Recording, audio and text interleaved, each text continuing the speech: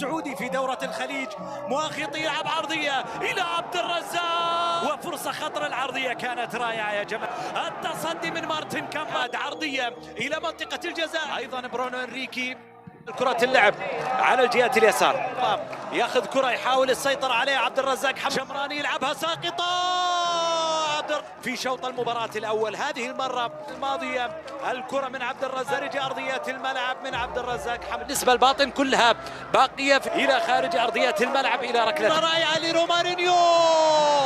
كامبانيا الاتحاد من بين كل الهجمات الاتحادية.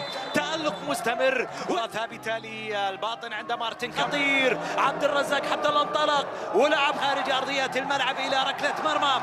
ضاعت ولا ماشي، والثانية عشان خاطر يمين الشنقيطي لا في الملعب إلى ركلة ركنية. لا إلى الأمام باتجاه عبد الرزاق حمد الله. نصل ضغطة من أجل العودة بالمباراة إلى التعادل. وهداف الفريق الاتحادي يتقدم لتنفيذ ركلة الجزاء. نعم، ثامن أهدافه إذا أرادوا العودة في المباراة. العبود في تمريرة لعبد الرزاق حمد الله. وتمريرة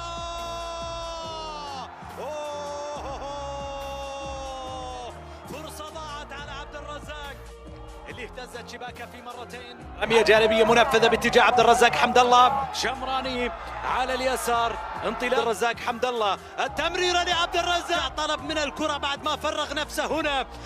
عدت لخارج أرضية الملعب إلى ركلة مرمى. سوى فيها كل شيء. تنتهي المباراة بهذه النتيجة. وعيدا يلعبها إلى عبد الرزاق حمد الله إلى منطقة الجزاء لمحاولة عبد الرزاق. ما تحقق له الانتصار، يعني أنه يقفز تسجيل أول أهداف المباراة. أيها السيدات والسادة، بالفعل